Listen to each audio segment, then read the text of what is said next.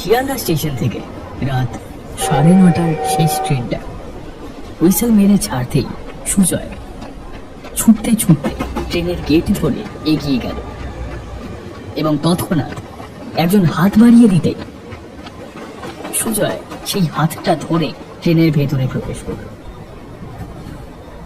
ভেতরে ঢুকে সুজয় দেখল ট্রেনের কামরাটা পুরোটাই ফাঁকা।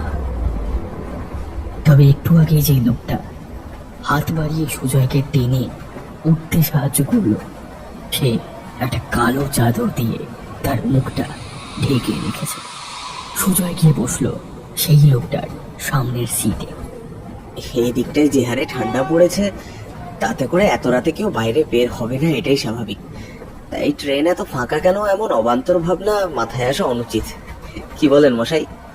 কালো চাদরের মধ্যে থেকে অপরিচিত সেই লোকটা ধরা ধরা সুরে বলল, হ্যাঁ, সে তুমি ঠিক বলেছ। তবে এত রাতে তুমি বা কেন হঠাৎ এই ট্রেনে উঠতে গেলে? শীতের গভীর রাতে শখ করে ট্রেনে চাপলে নাকি? আপনার কাছে আর কি বলবো আমার দুঃখের কথা। আজ রাতেই আমার দাদু মারা গেছেন। আজ শুক্রবার, খুব ভালো দিন। তাই যতই রাত হোক, আজ রাতেই মামারা দাদুর শেষকৃত্য সম্পন্ন করবে। কাল শনিবার পড়ে যাচ্ছে, মৃতদেহ বাড়িতে রেখে দিলে অনেক দোষ পাবে যে।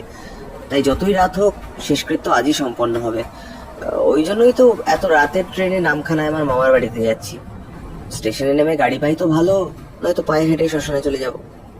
সবটা শুনে সেই চাদর মুড়ি দেওয়া লোকটা কেমন যেন গম্ভীর ভাবে বলে উঠল, দাদু মারা গেছে বলে আজ এত শীতের রাতেও দড়ি গড়ি মামার বাড়িতে ছুটে যাচ্ছ? তবে 2 বছর ধরে এত কাকুতি বিনতি করার পরেও দাদুকে একবার দেখতে যাওয়ার সময় পেলে না? এই হলো তোমার গাফিলতি।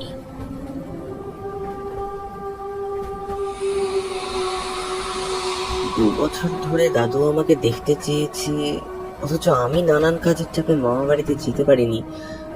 তবে এই কথাই অপরিচিত লোকটা কিভাবে জানলো? আশ্চর্য।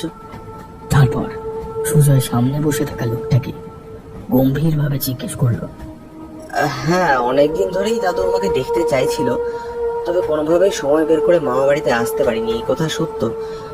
কিন্তু মশাই, আপনি এসব কথা কোথা থেকে জানলেন? হ্যাঁ, জানি জানি, আমি সব কথা জানি। কারণ এসব কথা তোমার দাদুই আমার কাছে বলেছে। আমি তোমার দাদুর বন্ধু। আমরা একসাথে কলকাতায় ফলের ব্যবসা করতাম। 2 মাস আগে তোমার দাদুকে দেখতে গেছিলাম, তখন এসব কথা প্রহ্লাদ আমাকে শুনিয়েছিল।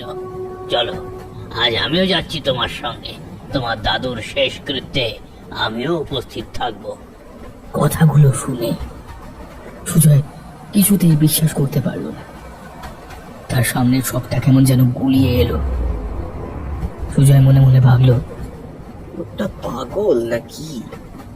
এত রাতে ট্রেনে উঠে বলছে উনি নাকি আমার দাদুর বন্ধু, আর এমন ভাবে চাদর মুড়ি দিয়ে বসে আছে যে বোঝাই যায় না ভালো মানুষ নাকি চিন্তাই বাজ।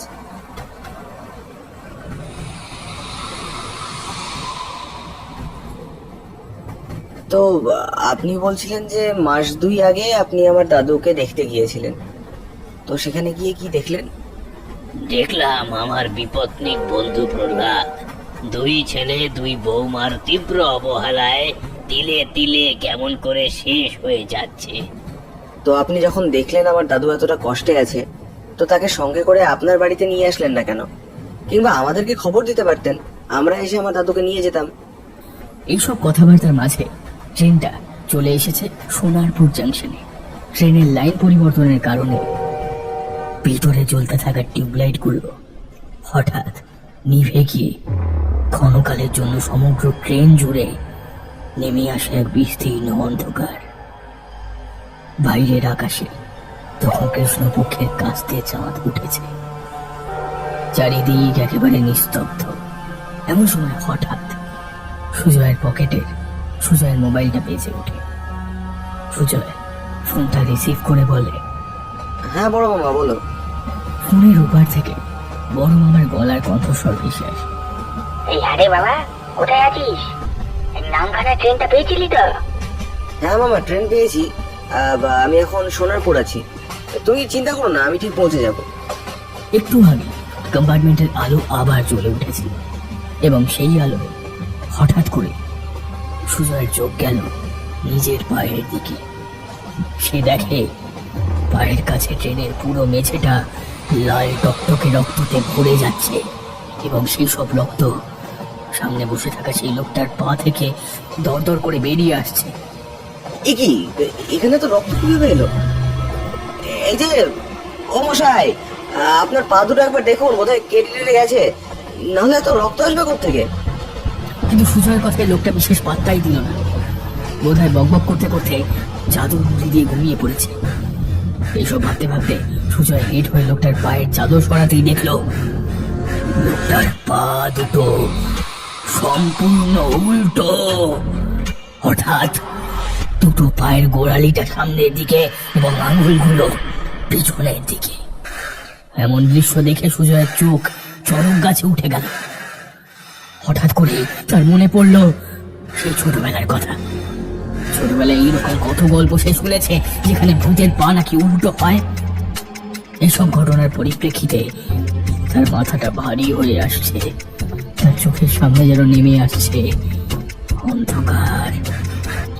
এমন পরিস্থিতিতে সুজয় এখন কি করবে তা বুঝে উঠতে পারে না। প্রচন্ড ভয় সে আজকে ভাবতে থাকে, গভীর রাতে ট্রেনের মধ্যে কোন ফেসাতে পড়লাম। হে ভগবান, আমার যে এবার বুকের ভিতরটা ডিপটিপ করছে। এমন সময় সেই কালো চাদরের মধ্যে থেকে লোকটা বলে উঠল, ভয় পেও না, আমি আছি তো, তোমার কিচ্ছু হবে না, তুমি নিশ্চিন্তে ঘুমিয়ে পড়ো। কিন্তু সুজয় কি করে তাকে বলবে সেই তার ভয়ের কারণ? সুজয় নিজের সমস্ত মনন শক্তি ও একাগ্রতাকে সম্বল করে একটু সরে গিয়ে একটা সিট দখল করে সেখানে পুরোটা জুড়ে শুয়ে পড়ল। রাত বাড়ার সাথে সাথে ট্রেনের জানলার বাইরে থেকে আকাশের কাস্তে চাঁদ গুটি গুটি পায় যেন এগিয়ে যাচ্ছে পশ্চিমে। শীতের কুয়াশায় বাইরের গ্রাম্য পরিবেশ একেবারে যেন ঢেকে যাচ্ছে। খেজুর গাছে ঝোলানো ভারে টপ টপ করে রস পড়ছে, আর গ্রাম্য প্রকৃতির এই নৈসর্গিক নিস্তব্ধতা ভেঙে দিয়ে ট্রেনটা ছুটে চলেছে তার গন্তব্যের দিকে। অতঃপর ট্রেন এসে দাঁড়ালো নামখানা স্টেশনে। ট্রেনের ভেতর চাদর মুড়ি দেওয়া লোকটা সুজয়কে এখন ডাকছে। কই গো বাবু, ওঠো, এই যে নামখানা স্টেশন চলে এসেছে গো, কই গো ওঠো। লোকটার ডাকে ঘুম থেকে উঠল সুজয়, আর লোকটাকে দেখতে পেল না। ওই আপনি কোথায় গেলেন? আপনাকে তো দেখতে পাচ্ছি না। স্টেশনের শেষ প্রান্তে জমাট বাঁধা অন্ধকার। এই তো আমি এখানে, এই দিক দিয়ে এসো। তোমার মামারা এতক্ষণে শ্মশানে চলে এসেছে, তাই বাড়িতে না গিয়ে শ্মশানে যাওয়াটাই ভালো হবে। এদিকে আমার সঙ্গে সঙ্গে এসো। লোকটার কথায় কেমন যেন খটকা লাগলো সুজয়। সে মনে মনে বলল, না, মামারা যে এখন বাড়িতে নেই, তারা দাদুর মৃতদেহ নিয়ে শ্মশানের উদ্দেশ্যে বেরিয়ে পড়েছে, এ কথা উনি নিশ্চিত করে কিভাবে বলতে পারেন? তৎক্ষণাৎ অন্ধকার থেকে লোকটা বলে উঠল, কি এত ভাবছো আমি তোমাদের মতো সব ফোন টোন ব্যবহার না করেও কিভাবে বললাম যে মৃতদেহ নিয়ে ওরা শ্মশানের উদ্দেশ্যে বেরিয়ে পড়েছে? আসলে এসব তো আমার জানা কথা। সুজয় এসব কথায় বিস্মিত না হয়ে লোকটার দিকে তাকিয়ে তাকে অনুসরণ করে হাঁটতে শুরু করলো।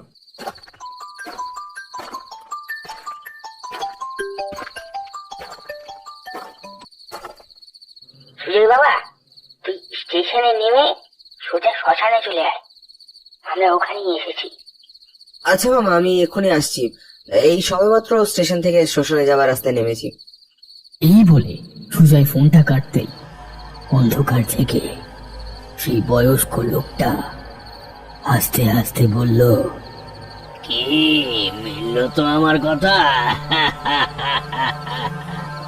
এসো এসো, তাড়াতাড়ি পা চালিয়ে হেঁটে এসো। সুজয় আর কথা বাড়ালো না। সে সে মন্ত্রমুগ্ধের মতো লোকটাকে অনুসরণ করতে লাগলো। আর এমন মুহূর্তে সুজয়ের মনে কয়েকটা কথা বারবার পাক খেতে লাগলো। ট্রেনের মধ্যে দেখা এই লোকটার উল্টো পা, এই লোকটার শরীর থেকে দরদর করে রক্ত বেরিয়ে আসা, এসব কি আমার চোখের ভুল নাকি ভ্রম? তবে লোকটার এই অন্ধকারে গা মিশিয়ে মিশিয়ে চলা, এটাও কি ভ্রম নাকি লোকটা আদৌ মানুষ নয়? কিন্তু যদি প্রেতাত্মা হয় তবে সে আমাকে কোনো ক্ষতি বা করছে না কেন? এইসব ভাবতে ভাবতে এবং লোকটার পিছনে হাঁটতে হাঁটতে সুজয় তার বড় মামাকে ফোন করলো এবং ফোনটা কানে ধরে ফিসফিস করে মামাকে জিজ্ঞেস করলো, বলছি মামা, দাদুর কি কোনো বন্ধু ছিল? এমন কোনো বন্ধু যিনি 2 মাস আগেও দাদুকে দেখে গেছেন? সুজয়ের এমন প্রশ্ন শুনে ফোনের ওপার থেকে সুজয়ের বড় মামা বলে উঠল, না না, তোর দাদুর বন্ধু বলতে তো এই পাড়া প্রতিবেশী কয়েকজন সমবয়সী লোক ছিল, বাইরের কোনো বন্ধু তো ছিল না। তবে এই 2 মাস তো দূরে যাক, 2 বছরেও তোর দাদুর সঙ্গে কোনো বন্ধু দেখা করতে আসেনি। কথাটা শুনে গায়ে কাঁটা দিয়ে উঠল সুজয়ের। ফোনের ওপার থেকে বড় মামা বলল, আচ্ছা, আমি রাখলাম, বুঝলি? তুই আয়।